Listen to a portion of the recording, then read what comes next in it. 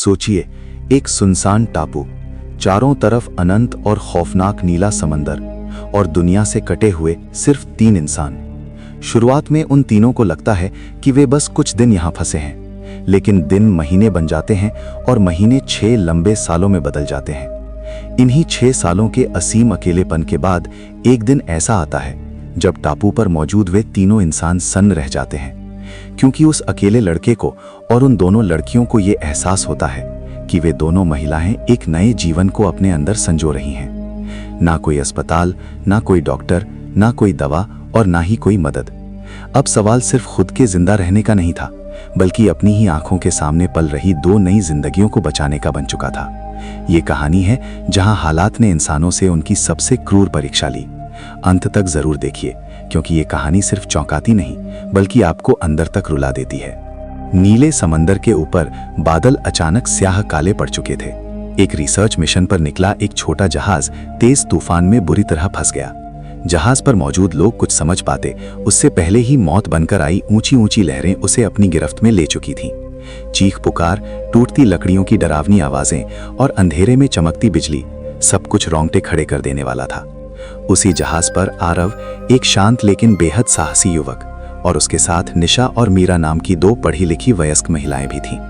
जब जहाज पूरी तरह टूटकर डूब गया तो बाकी सभी लोग समंदर की गहराई में बह गए, लेकिन किस्मत से आरव, निशा और मीरा किसी तरह टूटी लकड़ियों के टुकड़ों के सहारे मौत से लड़ते लड़ते एक सुनसान टापू तक पहुंच गए। होश में आने पर चारों तरफ सिर्फ घना जंगल, रेत और एक ऐसा अनजान सन्नाटा था जो चीख रहा था। तब उन्हें एहसास हुआ कि ये सिर्फ एक हादसा नहीं, बल्कि उनकी जिंदगी की सबसे खौफनाक परीक्षा की शुरुआत है। सुबह की हल्की रोशनी जब उनकी आंखों पर पड़ी तो सबसे पहले तीनों की नजर समुद्र की ओर गई। उम्मीद थी कि कहीं कोई जहाज दिख जाए, कोई आवाज सुनाई दे, लेकिन दूर दूर तक सिर्फ खौफनाक पानी और मौत जैसी खामोशी थी। रात के तूफान के बाद शरीर टूट चुका था और मन खौफ से भरा था। भीगे कपड़े, जख्मी हाथ और टूटती उम्मीदें सब एक साथ उनके सामने थे। उनके मोबाइल फोन पूरी तरह पानी में खराब हो चुके थे और कोई भी साधन काम नहीं कर रहा था। टापू के चारों ओर घूमकर देखने पर यह साफ हो गया कि यहाँ ना कोई इंसानी बसावट है और ना कोई पगडंडी। जंगल घना था और समुद्र हर तरफ से बाहर जाने का रास्ता बंद करता दिख रहा था। निशा और मीरा की आंखों से आंसुओं का सैलाब बहने लगा। दोनों चुपचाप रेत पर गिरकर रोने लगी। उस पल पहली बार तीनों को एहसास हुआ कि ये जगह कुछ घंटों या दिनों की नहीं, बल्कि एक बहुत लंबे समय की कैद हो सकती है। आरव ने उन दोनों के कांपते हाथों को पकड़ा और शांत लेकिन भारी स्वर में कहा कि डरना स्वाभाविक है, लेकिन अगर वे तीनों एक दूसरे का साथ देंगे तो हालात से लड़ सकते हैं। उसी दिन उस सन्नाटे ने उन्हें एक कड़वी सच्चाई सिखा दी कि मदद शायद देर से आए, लेकिन हिम्मत अभी जिंदा रखनी होगी। कुछ दिन बीतने के बाद तीनों को ये साफ समझ आ गया कि अगर वे यूं ही डर और इंतजार में बैठे रहे तो हालात और बिगड़ते चले जाएंगे। उसी दिन आरव ने निशा और मीरा को एक जगह इकट्ठा किया और पहली बार खुलकर बात की। तीनों के चेहरों पर थकान और मौत की चिंता साफ दिख रही थी, लेकिन जिंदा रहने की इच्छा अभी बाकी थी। आपसी सहमति से तय हुआ कि हर किसी को अपनी अपनी ताकत के हिसाब से जिम्मेदारी उठानी होगी। निशा और मीरा ने जंगल से पानी के स्रोत तलाशने और फल इकट्ठा करने का काम संभाला, तो आरव ने समुद्र किनारे सुरक्षित जगह तलाशने और लकड़ियां काटने का काम अपने कंधों पर लिया। आरव ने आग जलाने और पत्तों से एक अस्थायी शरण बनाने की कोशिश शुरू की। शुरुआत में हाथ छिले, खून निकला, कई गलतियां हुईं और कई बार निराशा भी हाथ लगी, लेकिन किसी ने हार नहीं मानी। शाम तक पत्तों और लकड़ियों से एक साधारण सा ठिकाना तैयार हो गया। वो जगह भले ही कमजोर थी, लेकिन उस रात उन तीनों के लिए उसमें एक नई उम्मीद बस चुकी थी। उस दिन उन्हें पहली बार एहसास हुआ कि अगर वे एक दूसरे का हाथ नहीं छोड़ेंगे तो शायद इस खौफनाक टापू पर जिंदगी संभव हो सकती है। यहीं से उनका संघर्ष एक दिशा में बढ़ने लगा। पहला साल उनके जीवन का सबसे कठिन, रुला देने वाला और यादगार समय बन गया। शुरुआत में हर दिन एक नई परेशानी और मौत का डर लेकर आता था। कभी तेज बारिश उनकी छोटी सी झोपड़ी को गिरा देती, तो कभी चिलचिलाती धूप शरीर को निचोड़ देती।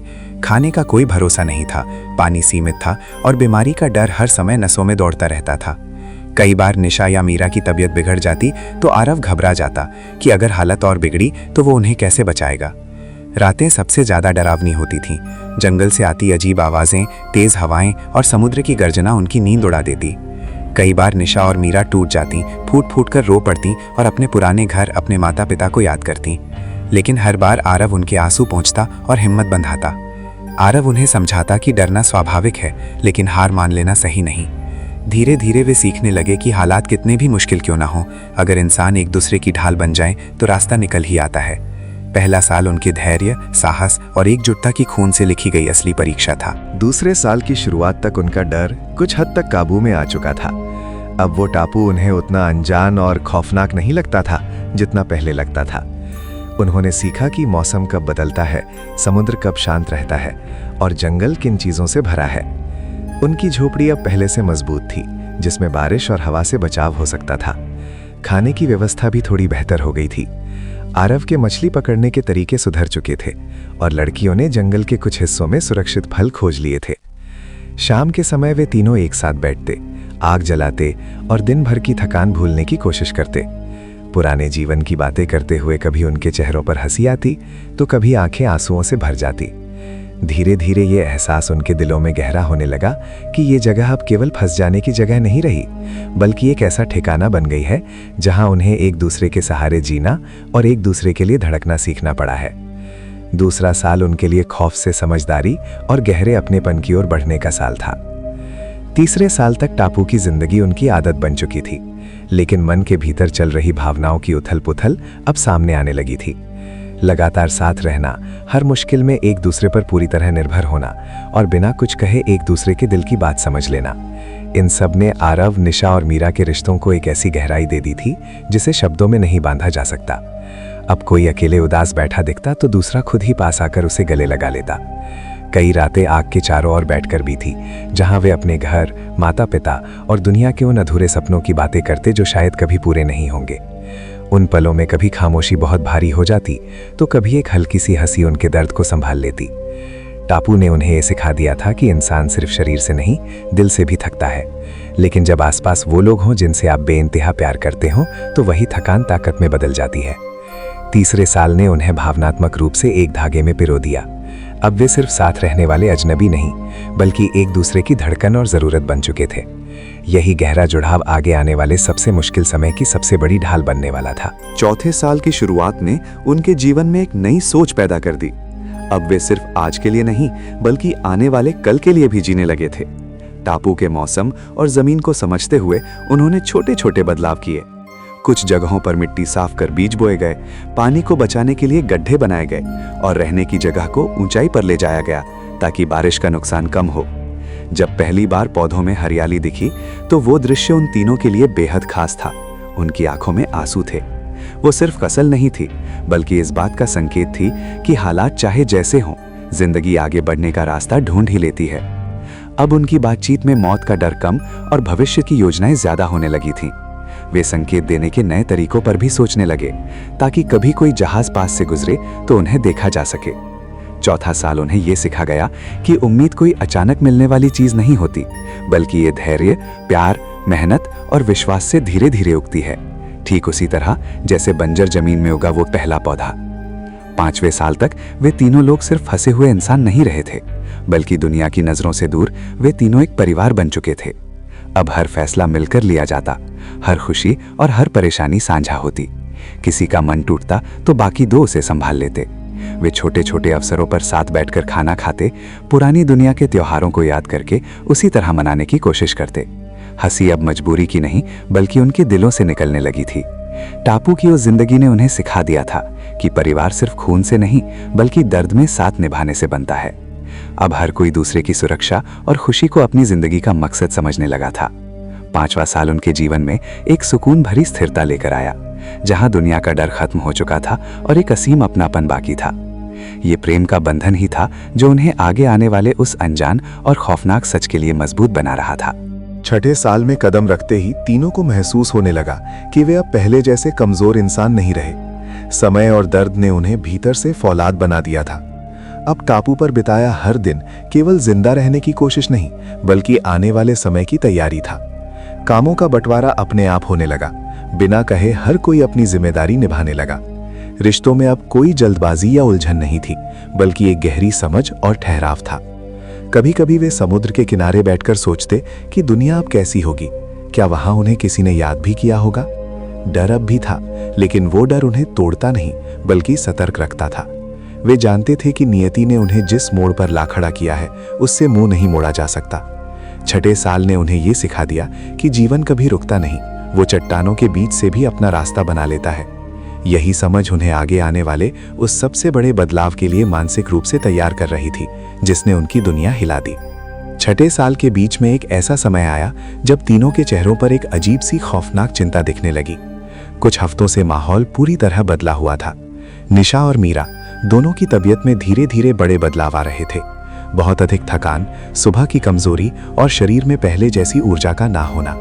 शुरुआत में किसी ने इस पर ज्यादा ध्यान नहीं दिया और इसे मौसम की बीमारी समझा, लेकिन जब लक्षण बढ़ने लगे और बातें आपस में जुड़ने लगी तो एक ऐसी गहरी सच्चाई सामने आई जिसने उनके पैरों तले से रेत खिसका दी। आपसी चर्चा और शारीरिक बदलावों से ये बात पूरी तरह स्पष्ट हो गई कि जीवन ने इस सुनसान टापू पर एक नया रूप ले लिया है। निशा और मीरा दोनों गर्भवती थीं। ये सच जानकर कुछ पल के लिए तीनों बिल्कुल सन्न और चुप हो गए। डर, असमंजस और भविष्य का एक खौफनाक अंधेरा उनके मन में एक साथ उमड़ पड़ा, लेकिन उसी खामोशी में एक अलग सी गंभीरता भी थी। ये कोई अचानक लिया गया फैसला नहीं था, बल्कि इतने सालों के साथ प्रेम और परिस्थितियों का एक स्वाभाविक परिणाम था। अब सवाल ये नहीं था कि ये कैसे हुआ, बल्कि सवाल ये था कि अब आगे क्या करना है। उस दिन आरव, निशा और मीरा ने समझ लिया कि जिम्मेदारी अब 100 गुना बढ़ चुकी है। वे अब सिर्फ अपने लिए नहीं, बल्कि अपनी कोख में पल रहे आने वाले नए जीवन के लिए भी सोचने को मजबूर हो चुके थे। ये सच्चाई उनके लिए बेहद डरावनी भी थी, क्योंकि वहां कोई डॉक्टर नहीं था, लेकिन ये उनके प्रेम और जीवन की निरंतरता का सबसे खूबसूरत संकेत भी था। उस सच्चाई के सामने आने के बाद टापू पर बीत रहा हर दिन पहले से कहीं ज्यादा गंभीर और नाजुक हो गया। अब कोई भी फैसला हल्के में नहीं लिया जाता था। तीनों को समझ आ गया था कि आने वाला समय सिर्फ कठिन नहीं, बल्कि मौत और जिंदगी के बीच का एक बेहद बारीक धागा होने वाला है। उन्होंने रहने की जगह को और अधिक सुरक्षित और गर्म बनाने पर ध्यान दिया, साफ पानी के स्रोतों की नियमित जांच शुरू की और खाने में पोषण का खास ख्याल रखने लगे। आरव दिन रात मेहनत करता, थकान के बावजूद वो एक पल के लिए भी पीछे नहीं हटता था, क्योंकि अब दांव पर सिर्फ उसकी अपनी जिंदगी नहीं थी, बल्कि उसके अपने परिवार और बच्चों की जिंदगी थी। आपसी बातचीत में संवेदनशीलता चरम पर पहुंच गई थी। हर कोई एक दूसरे की तकलीफ को समझने की कोशिश करता। डर अब भी था कि जन्म के वक्त अगर कुछ गलत हुआ तो क्या होगा, लेकिन वो डर उन्हें कमजोर नहीं कर रहा था, बल्कि एक रक्षक बना रहा था। आरव और दोनों लड़कियां मिलकर योजनाएं बनाने लगे कि कैसे सुरक्षित रहें, कैसे संकेत और मजबूत किए जाएं ताकि कोई मदद मिल सके। इस चरण ने उन्हें सिखाया कि जब जिम्मेदारी अपनी औलाद की आती है तो इंसान अपने भीतर छिपी भगवान जैसी ताकत को भी जगा लेता है। कई महीनों की उस खौफनाक बेचैनी, तैयारी और अनगिनत कोशिशों के बाद एक दिन ऐसा चमत्कार हुआ जिसकी उम्मीद वे लगभग छोड़ चुके थे। समुद्र के किनारे दूर से गुजरते बड़े जहाज की परछाई दिखाई दी। आरव, निशा और मीरा ने अपनी जिंदगी की आखिरी ताकत लगाकर एक विशाल आग जलाई, आसमान में गहरा धुआं उठाया और अपनी मौजूदगी का संकेत देने की पूरी जान लगा दी। उनका 6 सालों का लंबा इंतजार और दर्द उस दिन रंग लाया। जब जहाज से रेस्क्यू टीम की मदद उन तक पहुंची तो वो पल शब्दों में बयान करना नामुमकिन था। 6 साल का वो दर्द, वो मौत से संघर्ष, वो अटूट प्रेम और वो धैर्य, तीनों की आंखों से आंसुओं के समंदर की तरह बह निकला। जब वे उस टापू से विदा ले रहे थे तो वे सिर्फ मौत से बचे हुए लोग नहीं थे, बल्कि जीवन के सबसे गहरे अनुभवों से गढ़े हुए बिल्कुल नए इंसान थे। उन्होंने दुनिया को सिखाया था कि इंसान मुश्किल से टूटता नहीं, बल्कि निखरता है। वो सुनसान टापू उनकी परीक्षा की सबसे क्रूर जगह था, लेकिन वहीं उन्हें जीवन का सबसे असली अर्थ भी मिला। उम्मीद, जिम्मेदारी और अपनों का कभी ना छूटने वाला साथ। अंत में जीत किसी एक इंसान की नहीं थी, बल्कि उस जीवन की थी जो हर हाल में, हर बंजर जमीन पर आगे बढ़ना और पनपना जानता है। तो दोस्तों, आपको ये दिल झकझोर देने वाली वीडियो कैसी लगी, कमेंट में जरूर बताइएगा। इंसान की हिम्मत और जज्बे की ऐसी ही सत्य घटना पर आधारित और जीवन में कुछ गहरी सीख देने वाली कहानियों को देखने के लिए हमारे चैनल द मोनार्क फाइल्स को अभी सब्सक्राइब कर लें, ताकि हम लोगों को भी आपका सपोर्ट मिल सके। धन्यवाद।